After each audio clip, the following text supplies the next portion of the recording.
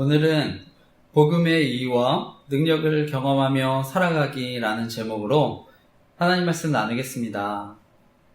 지난주에 이제 조직 스토킹 생명지킴이 카페에 그 자유 게시판에 연애 조작과 같은 일들 이제 일어날 수 있다고 위험성 알려주신 분이 계셨는데, 현재 저는 이유는 모르겠지만 이제 글을 삭제하셨습니다.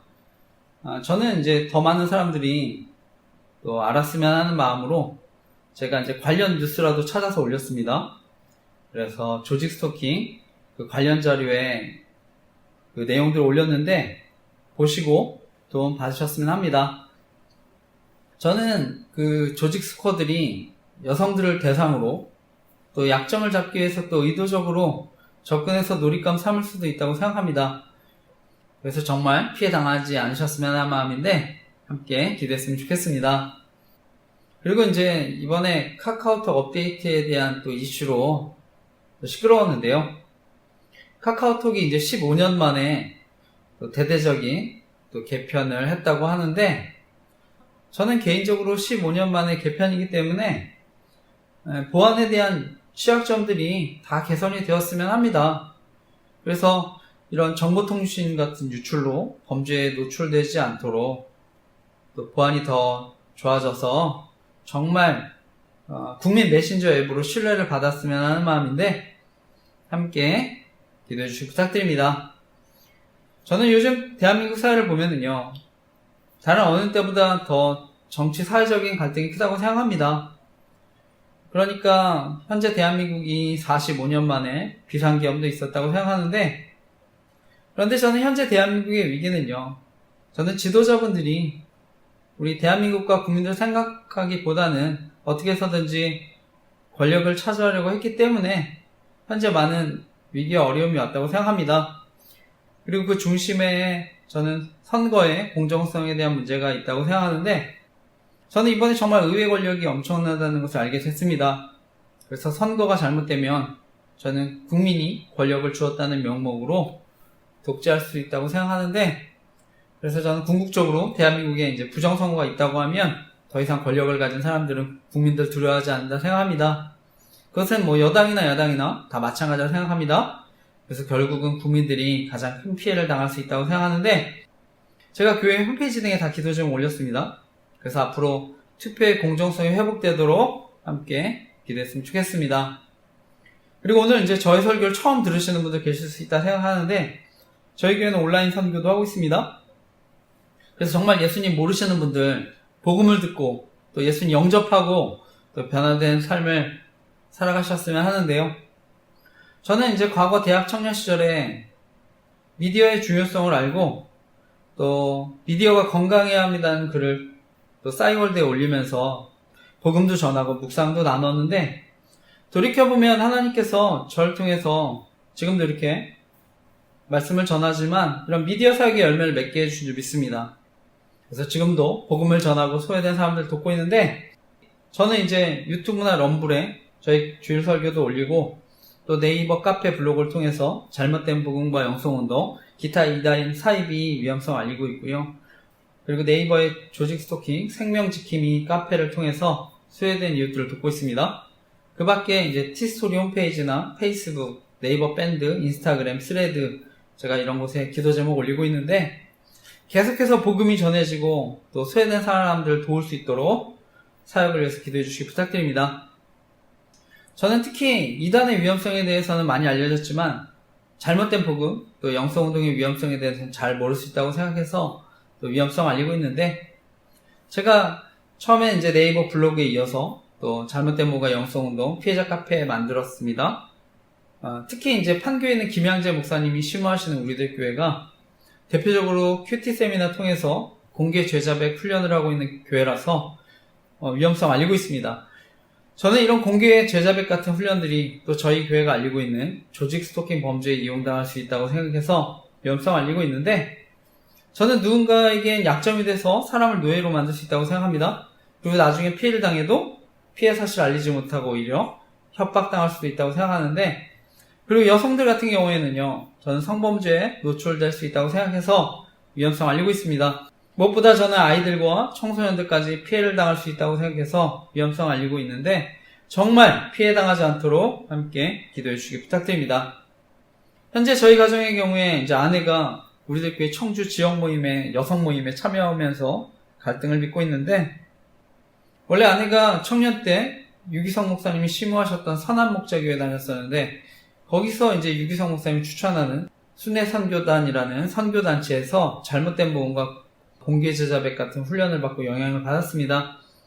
그런데 이제 순회 선교단 김용희 선교사라는 분이 가르치는 복음, 내가 죽고 예수로 사는 복음을 강조하는데, 저는 저희가 알고 있는 은혜 복음이 아니라고 생각합니다. 그래서 저는 복음이 잘못됐기 때문에 명백한 이단이라고 생각하는데, 현재 저희 장로교 합신교단에서는요, 교류 금지하고 제가 속한 장로교 합동교단에서는 참여 금지했습니다.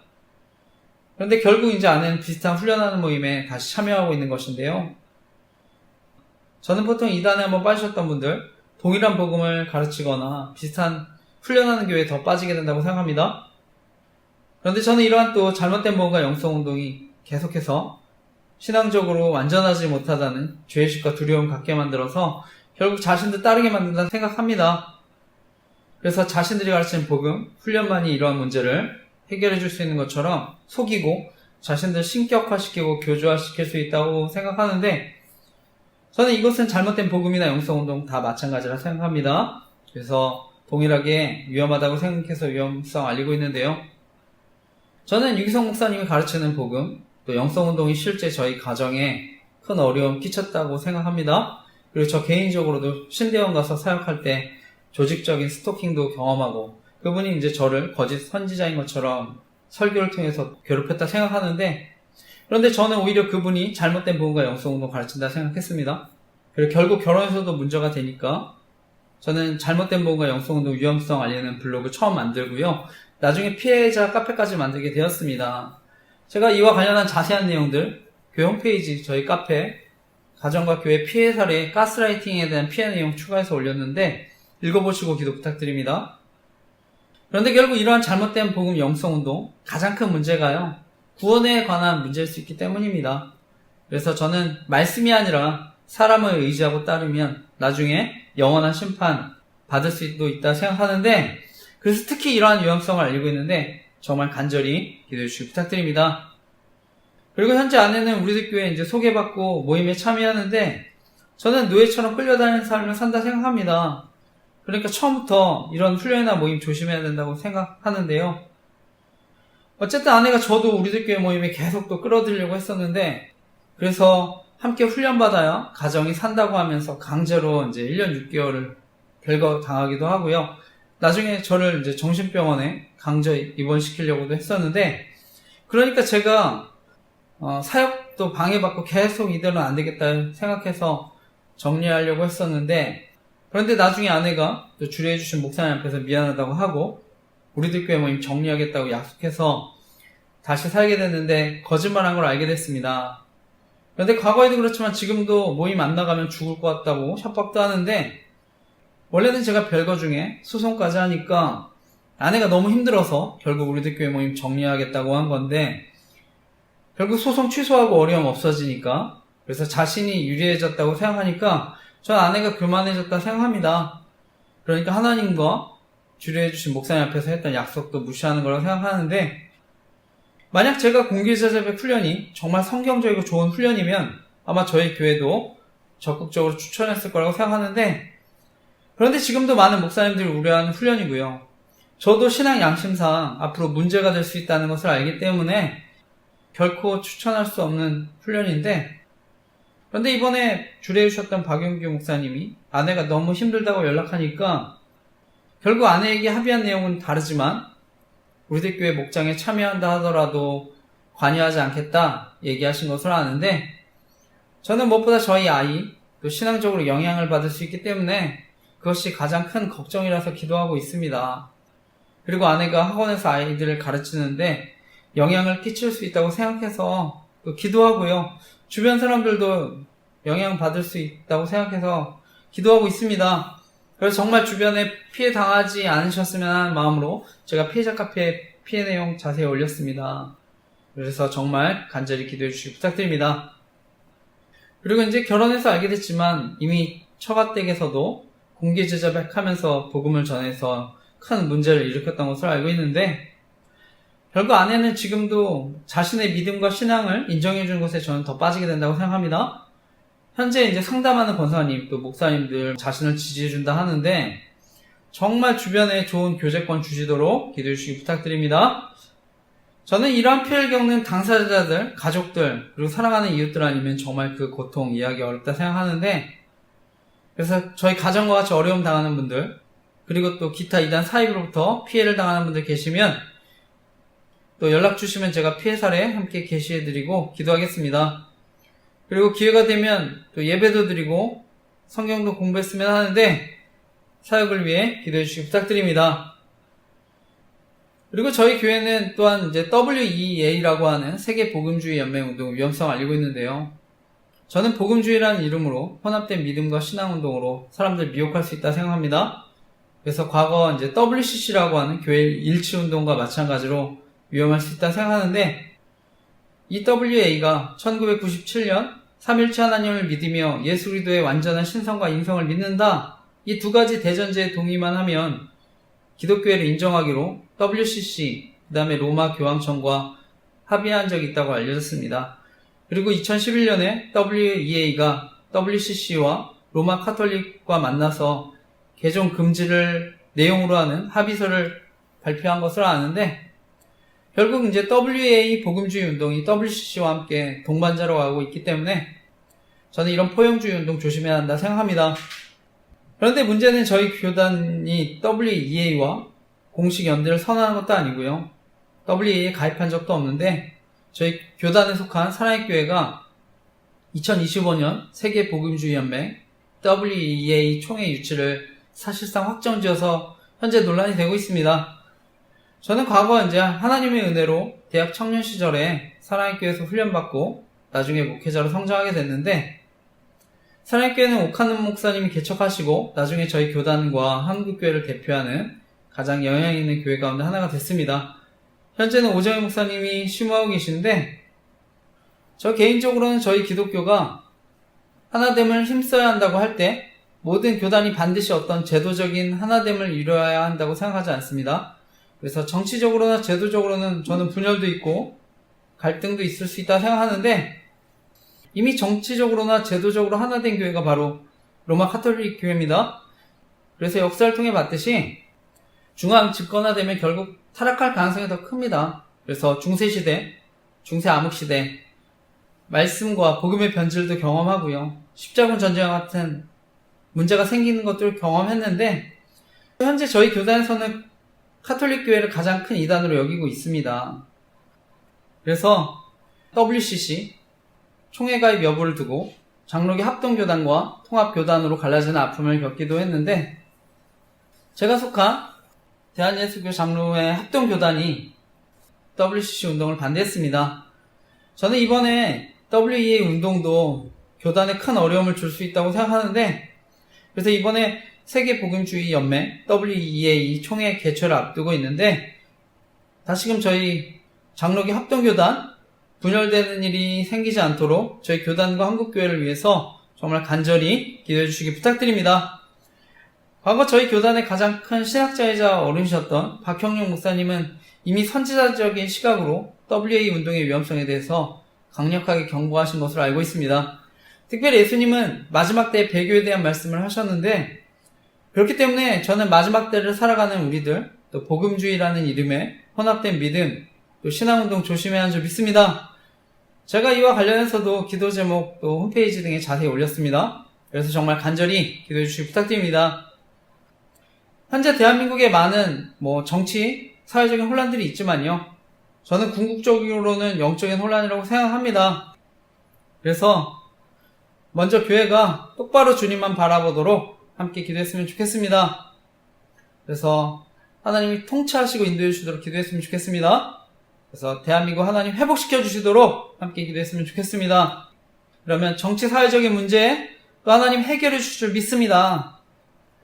그리고 통신사의 통신정보 유출에 대한 논란들이 있었는데, 저는 오늘날 정부 통신이 발달하면서 통화, 문자, 카톡 등 통신정보들 유출돼서 여러가지 범죄, 위험성 노출될 수 있다고 생각하는데, 저는 현재 KT 사용하고 있습니다. 근데 통신 정보가 유출되면 누구든 표적이 될 수 있다 생각합니다.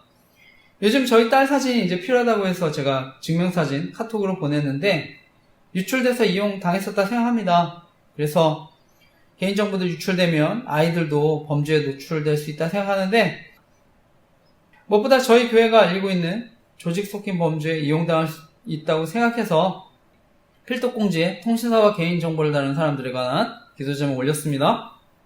그래서 무엇보다 주변 사람들도 큰 피해를 줄 수 있기 때문에 이런 범죄 사라지도록 함께 기도했으면 좋겠습니다. 저 개인적으로 요즘 통신정보 유출에 따른 피해자들 생길 수 있다 보니까 가능한 이제 보안이 좋은 메신저 앱도 사용하고 있습니다. 그래서 젊은 사람들은 인스타그램, DM 메시지도 많이 이용하는 것으로 아는데 또 텔레그램도 많이 이용하고요. 저 개인적으로는 시그널이라는 앱이 보안이 좋다고 해서 추천드리고 있습니다. 그래서 통화나 문자 이제 다 이용할 수 있는데 바라기 이제 통신정보 유출로 피해를 당하는 분들 한번 이용해 보셨으면 합니다.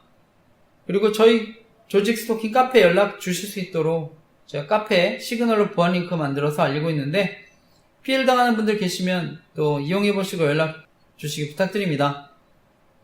그런데 저는 스마트폰 자체가 해킹이 되면 너무 쉽게 통신정보뿐만 아니라 사생활까지 노출돼서 피해 키울 수 있다고 생각하는데 그래서 가능하면 저는 보안이 좋은 최신 폰 이용하는 게 가장 좋다고 생각합니다. 그리고 스마트폰 자주 안 바꾸시는 분들 저는 아이폰이 보안 업데이트 지원을 오랫동안 해주기 때문에 추천을 드리는데요. 저에게 이제 조직 스토킹 피해로 연락 주시는 분들 대부분 공통적으로 스마트폰 해킹에 의한 피해를 경험하셨습니다.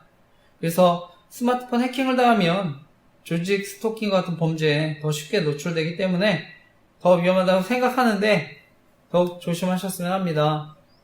제가 알리고 있는 조직 스토킹 범죄는요, 개인정보 알아내서 심리적으로 가해서 괴롭히는 방법입니다.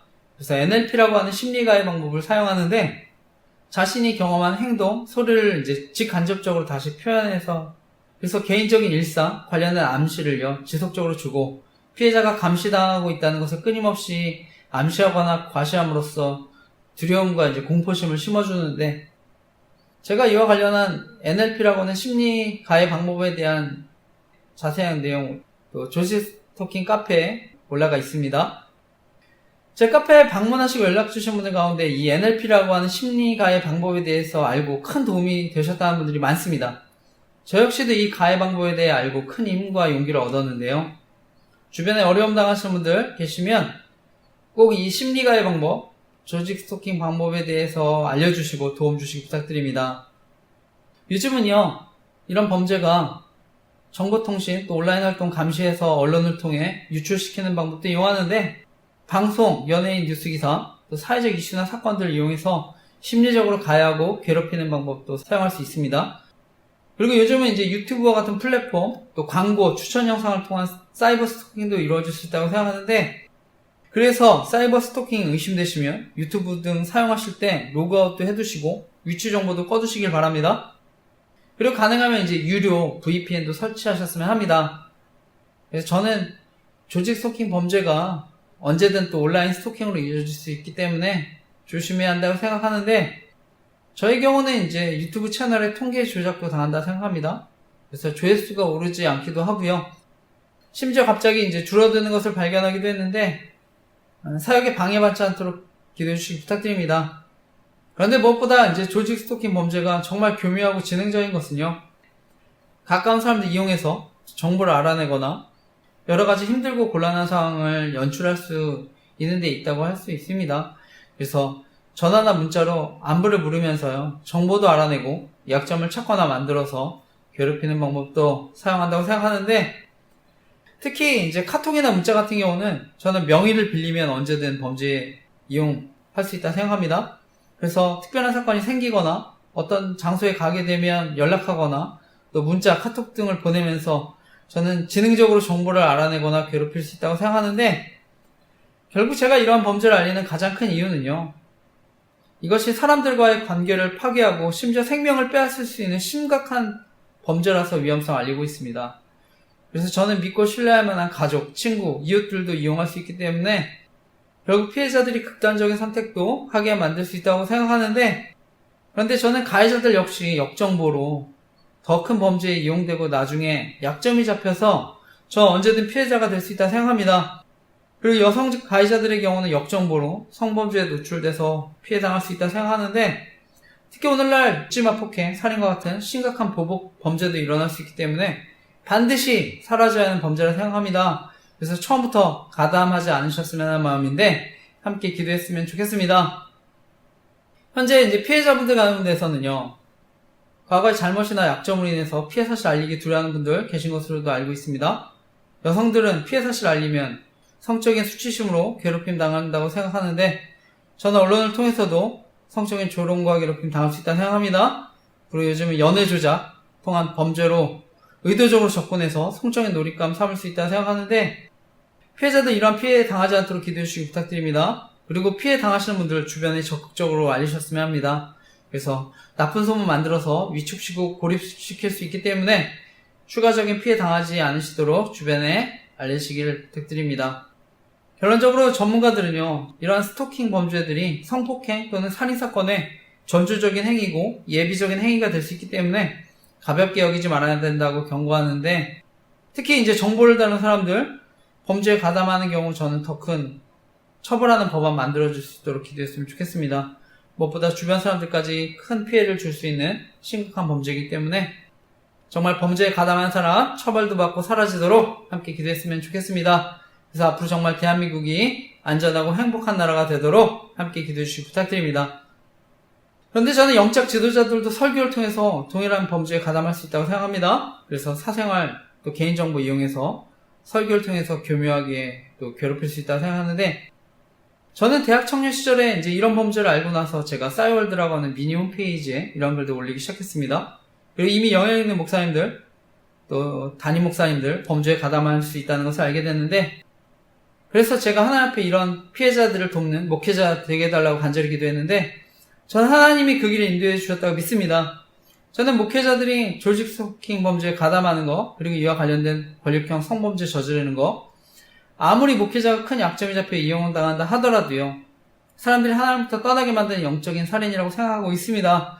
그래서 제가 조직 스토킹 생명지킴이 카페 만들어서 복음을 전하고 사람들 돕고 있는데, 넷플릭스의 나는 신이다에서 나는 생존자다라는 다큐가 방영이 됐습니다. 그래서 이단으로 인한 조직 스토킹과 권력형 성범죄에 피해를 당한 여성에 대한 이야기가 나오는데, 여기 이제 고위 공무원들까지 가담해서 이단의 교주를 돕는데요. 그런데 저는 저희 교단에도 성범죄를 저질러서 큰 무리 일으켰지만 다시 개척해서 목회를 하는 전병 목사님이라는 분이 계신데, 현재 대법원에서는 업무상 위력에 의한 추행 또는 기습추행으로 형법 제298조 강제추행죄에 해당한다는 판결을 받으신 것으로 알고 있습니다. 저는 과거 수많은 피해자 증언, 피해 정황들 다 있었지만 또 권력과 힘이 있으니까 다시 개척하셨다 생각하는데, 저는 연세대학교를 재학 중이시거나 졸업하신 분들에게는 죄송한 말씀이지만 이분이 연세대학교 경영학과 졸업하신 분이라서 더 큰 힘과 권력을 가지게 되었다 생각합니다.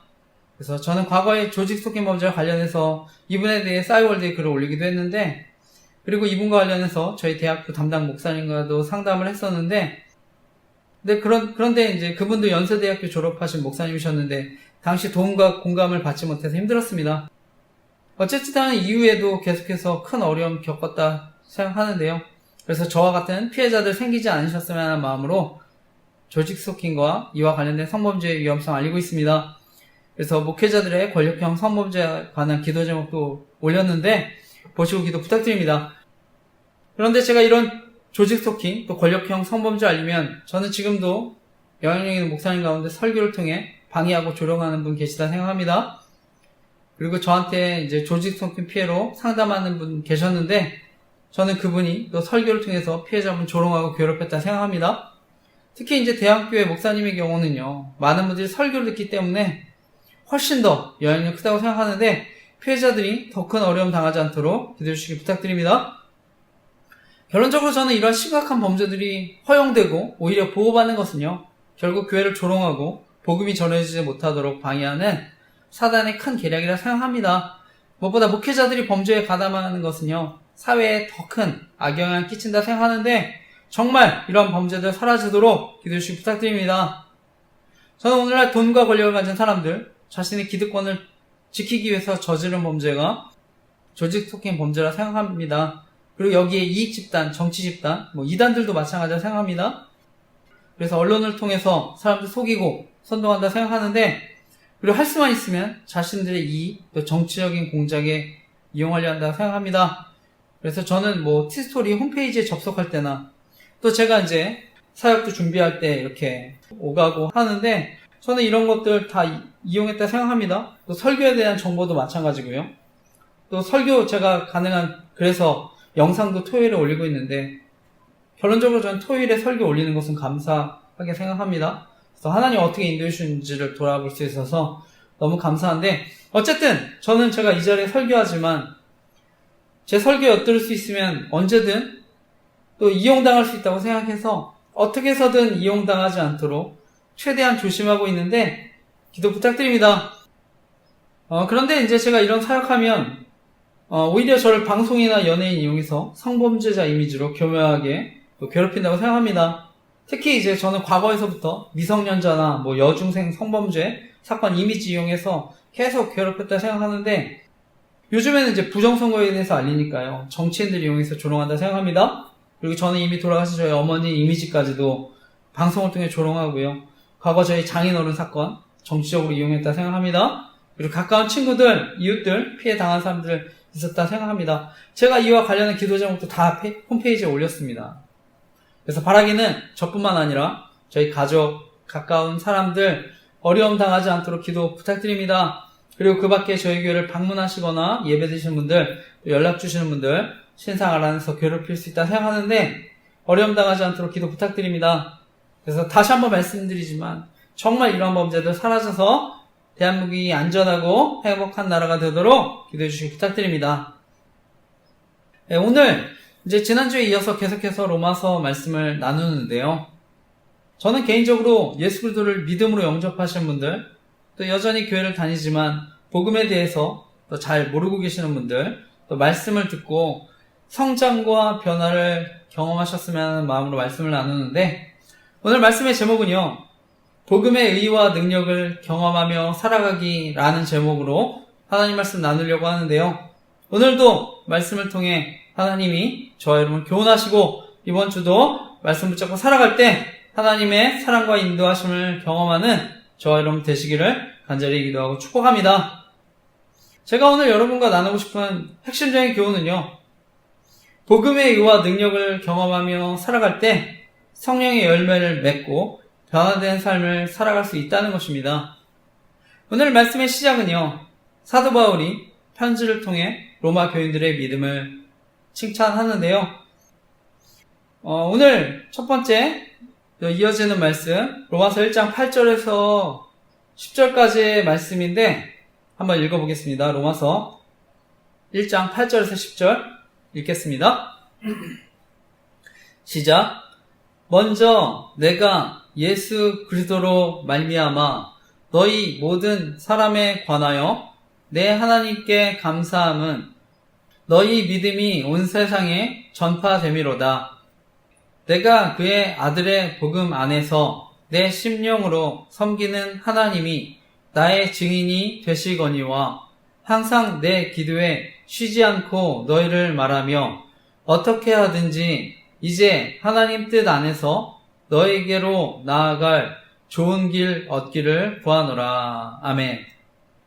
바울은요, 로마에 방문하기에 앞서서 먼저 편지로 성도들의 믿음을 칭찬합니다. 그래서 바울은 로마 교인들의 신앙이 널리 전파됨으로 인해서 하나님께 감사한다고 하는데, 당시 이 로마시, 여기가 이제 로마의 또 수도였던 만큼요, 어떻게 보면 로마 교회 성도는요, 직접적으로 큰 어려움을 당할 수 있는 상황 속에 있었습니다. 실제로 로마 교회는요, 기독교 이제 박해가 있을 때마다 그 어떤 지역보다 더 극심한 박해를 당하기도 했는데요. 그래서 AD 64년에 네로 황제가 또 로마시의 대화재를 일으킨 다음에 그 혐의를 기독교인들에게 돌려서 십자가형과 화형으로 또 박해하기도 하고요. 또 도미티안 황제 때는요, 개종한 많은 로마 귀족들까지도 처형되었다고 하는데, 이처럼 극심한 박해 가운데서도 끝까지 믿음을 지켰던 교회가 원래 로마 교회였습니다. 그런데 이제 안타까운 것은요, 이 로마 교회가 그 로마 제국의 국교로 인정된 뒤에 교황권을 중심으로 이제 타락하게 됐는데, 따라서 어쩌면 저와 여러분의 신앙에서도 마찬가지로 저는 핍박보다 더 무서운 게 또 유혹이 될 수 있다고 생각합니다. 그래서 지금도 사단은요, 어떻게든 믿음을 무너뜨리기 위해서 유혹할 수 있다고 생각합니다. 그것이 권력이 됐든 돈이 됐든 명예가 됐든요. 우리가 많은 유혹들 빠질 수 있는데, 특별히 저는 하나님이 싫어하시는 게 교만인데, 그렇기 때문에 또 공로주의에 빠질 수 있다고 생각합니다. 이것은요, 저와 여러분이 가진 믿음, 이 믿음이 하나님의 은혜가 아니라 바로 나로부터 기인했다고 하는 것입니다. 나의 공로. 내가 구원받을 만한 사람이라는 그 공로. 처음부터 근데 우리 기독교는요, 죄인이 구원받는 종교가 됩니다. 지금도 많은 종교는요, 열심과 노력으로 구원을 얻을 수 있다고 하는데, 우리 기독교는요, 죄를 회개하고 예수 그리스도를 믿고 의지할 때 구원을 받습니다. 여러분 가운데요, 착한 사람, 그리고 선한 일을 많이 한 사람이 천국 가야 한다고 생각하십니까? 실제로 많은 종교가, 또 로마 카톨릭 교회가 그렇게 해야 한다고 하는데, 그런데 이만큼 모순되거나 잘못된 생각도 없습니다. 어디까지나 착하다, 선한 일 많이 한다, 상대적인 개념입니다. 내가 봤을 때 저 사람 안 착할 수 있습니다. 근데 다른 사람은 착하다고 할 수도 있고, 또 하나님이 인간의 선행만으로 심판하는 하나님이라면 또 이게 가장 불공평한 하나님이 됩니다. 예를 들어서 인간의 선행으로 구원을 받는다. 근데 어떤 사람이 선행을 1000번 하면 구원받는다고 했을 때, 나는 999번밖에 못해서 천국에 못 간다고 하면은요, 천국에 가는 사람과 나는 단 0.1%의 차이로 천국에 못 들어가는 것입니다. 그래서 이것이 과연 공평하다고 할 수 있겠습니까? 그리고 구원받은 사람이 어떤 정해진 커트라인이 있다. 그것만 넘으면 구원받는다. 그래서 나는 감옥에 들어갈 짓만 안 하고 살면 천국 간다. 그것이 얼마나 우스운 또 모습이겠습니까? 그 커트라인만 안 걸리게 가면 되니까요. 따라서요, 착한 사람이 구원받고 선한 일을 해야 구원받는다. 이것은 잘못된 생각일 수 있습니다. 또 불공평한 것일 수 있습니다. 우리가 누군가를 악하다고 할 때 환경적인 요인도 있는데요. 어떤 사람은 정말 돈이 없어서 먹고 살기 위해서, 사랑하는 가족을 살리기 위해서 저는 빵을 훔치는 사람도 있을 수 있다 생각합니다. 장발장과 같은 사람 실제 있을 수 있다 생각하는데, 우리가 무조건 그 자녀와 가족들을 살리기 위해서 빵을 훔친 사람을 무조건 악하다고 우리가 말할 수 있습니까? 그리고 평생을 안진뱅이로, 때로는 선천성, 마비, 또 여러 가지 질병, 장애로 도움을 받으며 살아가야 하는 사람들, 우리가 그 사람들 선한 일을 안 한다고 해서 나쁘다고 얘기할 수 있겠습니까? 중요한 것은요, 구원받을 만한 가치가 없는 사람 구원하는 것이요, 바로 기독교의 구원이고요, 십자가 은혜입니다. 우리는요, 죄를 지어서 죄인이 아니라 죄인이기 때문에 죄를 짓습니다. 그래서 정도의 차이는 있지만 누구나 마음으로도 죄를 짓는데요. 특별히 성경은요, 만물보다 거짓된 게 우리 마음이라고 했습니다. 그래서 우리 마음을 들여다보면 우리 마음 안에 교만과 열등감, 음란, 거짓, 시기, 불평, 원망, 이런 것들이 다 저희 안에 있는데요. 하나님 그것을 다 아십니다. 그래서 우리는 마음으로라도 죄를 짓게 될 수 있는데요. 그래서 죄인인 저와 여러분이 예수 그리스도를 통해 구원받을 수 있는 길, 이것이 열렸다는 것이 정말 저와 여러분에게 큰 복된 소식인 줄 믿습니다. 하나님은 저와 여러분 여러 가지 이유나 조건 없이 예수 그리스도를 통해 믿음으로 구원을 주신 것입니다. 예수 그리스도의 피의 공로로 저희들 구원받은 것입니다. 거룩하신 하나님 앞에, 그래서 우리가 구원받은 것 자체가 은혜고 선물인 줄 믿습니다. 바라기는 바로 이 믿음, 정말 굳건히 붙잡고 살아가시기를 간절히 기도하고 축복합니다. 하나님은요, 지금도 의인이 아니라 죄인을 부르고 계십니다. 그래서 바라기는 이 구원의 소식이 들려지고 또 들으시는 분들, 이러한 무조건적인 은혜와 사랑 앞에 겸손하게 회개하며 하나님께 나아가 주님을 영접하고 구원의 축복 누리시는 은혜 있으시기를 간절히 기도하고 축복합니다. 제가 유튜브 등에 구원의 기쁜 소식에 관한 또 카테고리 만들어서 복음을 전하고 있는데 꼭 들어보시고 또 영접하시고 은혜 누리시기를 간절히 기도하고 축복합니다. 그리고 이어서 말씀을 보면은요, 바울은 로마 교회 성도들 쉬지 않고 기도한다고 하는데, 특별히 바울은요, 하나님 뜻 안에서 너에게로 나아갈 좋은 길 얻기를 구하노라 이렇게 얘기하는데요. 기도로서 이것을 구한다는 것입니다. 저는 이제 과거 힘든 군생활 시절에 특별히 중보기도 모임을 통해서 하나님 사랑과 인도하심을 경험했습니다. 이번 주에 저는 청주에 있는 남일면에 있는 공군사관학교에 부대 개방 행사가 있어서 저희 딸과 함께 참여했는데요. 제가 2003년도에 제대를 했으니까 돌이켜보면 22년 만에 다시 들어갈 수가 있었던 것인데요. 저는 과거 가장 힘든 시간에 기도했던 또 그 안에 교회를 보니까 하나님 주신 은혜를 생각해보게 됐는데요.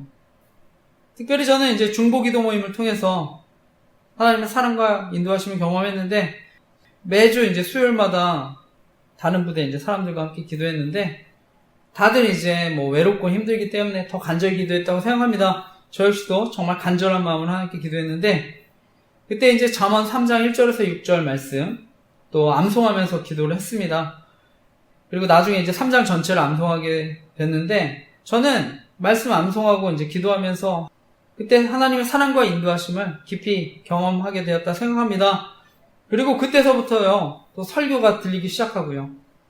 하나님이 내 기도를 듣고 계시고 또 함께 하신다는 것이 또 믿어지게 되었는데요. 그리고 기도하면서 점점 더 큰 응답들을 경험하게 됐는데 저는 지금도 청주에 개척해서 지금까지 또 저희 교회에 속한 목사님들, 또 인근의 목사님들, 또 매주 중보기도 모임 하고 있습니다. 그래서 지금도 그러한 하나님의 사랑과 인도하심을 경험하며 살아가고 있는데 무엇보다 저는 기도를 통해서 구하거나 생각하는 것 그 이상에 넘치도록 저는 하나님 인도해 주신 줄 믿습니다. 때로는요, 제 계획과 뜻대로 모든 게 이루어지진 않았지만 저는 하나님의 뜻 안에서, 주 안에서 저는 하나님의 사랑과 인도하심을 경험하며 살아가게 된 줄 믿습니다. 바라기는 정말 기도를 통해 하나님의 사랑과 인도하심을 모두가 경험하는 은혜 있으시기를 간절히 기도하고 축복합니다. 그리고 이어지는 말씀을 보면은요, 바울이 로마 교인들을 만나고 싶어하는 이유에 대해서 말씀합니다. 이어지는 말씀 11절에서 14절까지 말씀도 이어서 읽어보겠습니다. 읽겠습니다. 시작. 내가 너희 보기를 간절히 원하는 것은 어떤 신령한 은사를 너희에게 나누어 주어 너희를 견고하게 하려 함이니 이는 곧 내가 너희 가운데서 너희와 나의 믿음으로 말미암아 피차 아니함을 얻으려 함이라. 형제들아, 내가 여러 번 너희에게 가고자 한 것을 너희가 모르기를 원하지 아니하노니 이는 너희 중에서도 다른 이방인 중에서와 같이 열매를 맺게 하려 함이로되 지금까지 길이 막혔도다. 헬라인이나 이방이나 지혜 있는 자나 어리석은 자에게 다 내가 빚진 자라. 아멘. 바울은요, 로마 교인들을 만나서 또 복음으로 서로를 견고하게 하고 위안을 얻게 하기를 원한다고 얘기합니다.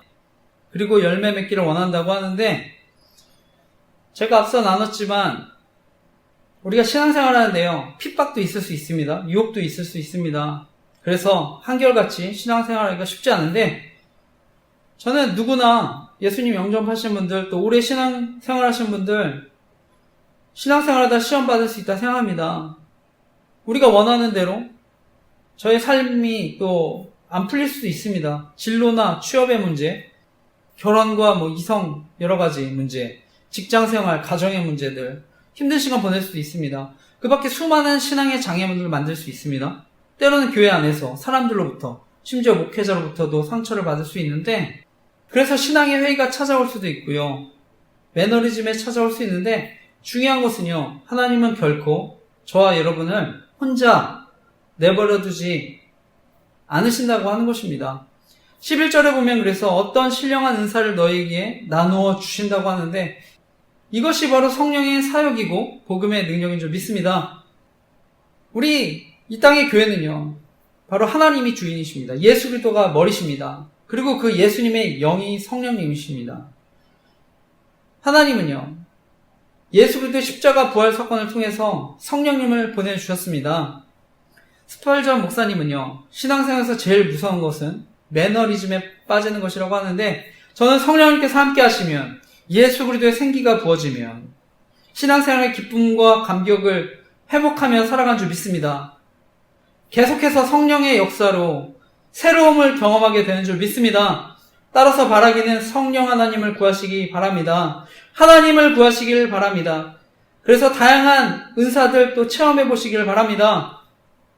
저는 이제 제대하고요, 그해 여름에 수련회에서 성령을 체험했는데, 저도 말씀을 열심히 공부하고 성경을 공부하고 은혜를 받았기 때문에 또 열심히 예배 드린다고 했지만 여전히 달라지지 않는 현실, 여전히 주변의 문제들로 어려웠는데요.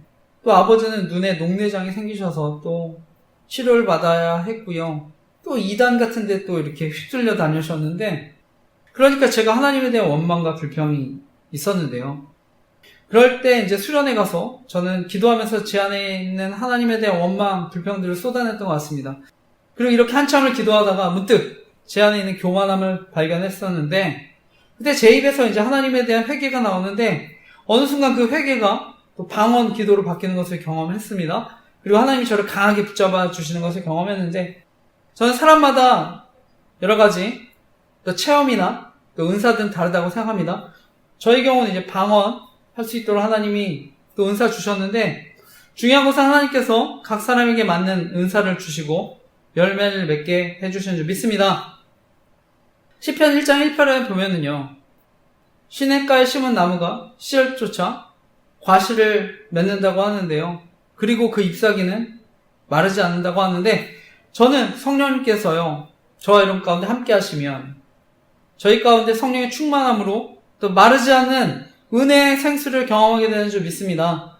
따라서 바라기는 저와 여러분 정말 성령의 충만함을 경험하시고 복음의 능력을 또 충만히 경험하며 살아가는 저와 여러분 되시기를 간절히 기도하고 축복합니다. 특별히 성경은요, 말씀과 기도로 거룩해진다고 말씀합니다. 말씀과 기도로 성령의 충만함을 경험한다고 얘기하는데, 말씀을 가까이 하시고 또 기도로 하나님께 나아가시길 바랍니다. 하나님께서 충만한 은혜 주실 줄 믿습니다. 오늘 말씀의 마지막은요, 바울이 복음의 능력이 무엇인지에 대해 강조하는 말씀인데, 그래서 나는 할 수 있는 대로 로마에 있는 너에게도 복음 전하기를 원하노라 말씀하는데, 오늘 마지막 말씀 15절에서 17절 이어지는 15에서 17절 이어지는 말씀도 읽겠습니다. 시작. 그러므로 나는 할 수 있는 대로 로마에 있는 너희에게도 복음 전하기를 원하노라. 내가 복음을 부끄러워하지 아니하노니 이 복음은 모든 믿는 자에게 구원을 주시는 하나님의 능력이 됨이라. 먼저는 유대인에게요, 그리고 헬라인에게로다. 복음에는 하나님의 의가 나타나서 믿음으로 믿음에 이르게 하나니, 기록된 바 오직 의인은 믿음으로 말미암아 살리라 함과 같으니라. 아멘. 복음은요, 모든 믿는 자에게 구원을 주시는 하나님의 능력이 됩니다. 그래서 무엇보다 이 믿음은요, 저와 여러분 구원에 이르도록 주님께서 인도하시는 능력이 됩니다. 바울은요, 그 복음이 가진 그 능력, 하나님의 의의 위대한 능력을 잘 알았기 때문에 이 복음이 모든 믿는 자에게 구원을 주시는 하나님의 능력이 됨이라 고백한 줄 믿습니다. 특별히 복음에는요, 하나님의 의가 나타났는데요. 중세 암흑시대 예수 그리스도가 전한 복음, 사도들이 전한 복음, 그리고 바울, 어거스틴이 전했던 복음, 그 은혜가 무덤 속에 있었는데요. 어둠 가운데 있었는데, 근데 하나님께서는요, 역사에 한 사람을 불러서 다시 그 복음을 깨우치게 하셨습니다. 그가 바로 종교개혁자 마틴 루터인데요. 1517년 베텐베르크 대학 교수로 있었는데요. 33살밖에 되지 않은 마틴 루터 교수가요. 1517년 10월 31일 95개의 논제를 써서 비텐베르크 교회 정문에 대잡으로 붙였습니다. 그래서 그 시대 로마 교회가 가르치고 있던 것에 동의하지 않고 성경에서 말씀하는 복음을 확신 있게 전했는데, 이 사건이 세계 역사의 흐름을 바꾸어 놓는 일대 사건이 된 줄 믿습니다. 여기서 이 사건 가운데 있었던 루터의 고백입니다. 바울의 로마서를 이해하려고 몹시 애쓰는 나 루터에게 가장 큰 장애물은 하나님의 의였다. 그것은 이 의라는 말을 하나님께서는 의로운 분이요 불의한 사람들을 공정하게 처벌한다는 뜻으로 받아들이고 있었기 때문이다. 그때 나의 상황으로 말하면 수도사로서는 털끝 많지도 흠잡을 데 없었지만 하나님 앞에서는 여전히 마음이 괴로운 죄인이었기에 도무지 나의 공로를 가지고는 그분의 의로움을 누그러뜨릴 자신이 없었다. 그러므로 나는 공정하고 선한 하나님을 사랑하지 않았으며 오히려 증오하고 그분에게 투덜댔다. 그러면서도 여전히 나는 바울을 붙잡고 늘어지면서 그 말에 무슨 뜻이 담겨 있을까 계속 생각했다. 밤낮 가리지 않고 곰곰이 생각하던 어느 날 나는 하나님의 의와 의는 믿음으로 말미암아 산다는 말 사이에 관련이 있다는 것을 깨달았다. 그때 나는 하나님의 의란 하나님께서 은혜와 순수한 자비를 발휘하신 나머지 우리의 믿음을 보시고 우리를 죄 없는 것으로 여기시는 그 의라는 걸 깨달았다. 그 순간 나는 새로 태어나서 활짝 열린 문을 통해 낙원에 이른 기분이었다. 성경 전체가 새로운 의미를 지녔고 전에는 하나님의 의 때문에 내 속은 증오로 가득 차 있었지만 이제는 그것이 이루 말할 수 없이 소중하게 되었고 더 큰 사랑을 불러일으켰다. 루터의 고백입니다. 루터는요, 로마에서에서 발견했던 그 은혜, 이런 복음의 은혜로 성경을 보니까 그동안 무덤 속에 잠자고 있었던 그 복음의 은혜를 깨닫고 다시 새롭게 태어난 것인데요. 저는 지금도 복음의 의를 알고 그 능력을 경험한 사람, 하나님께서 붙드시고 놀랍게 일하실 줄 믿습니다. 말씀을 마치면서요, 저는 인생은 누구를 만나느냐에 따라 인생의 방향이 달라질 수 있다고 믿습니다. 그런데 복음이신 예수님 만나면, 복음이신 의의 능력을 경험하면 저는 모든 사람 인생이 변하게 될 줄 믿습니다.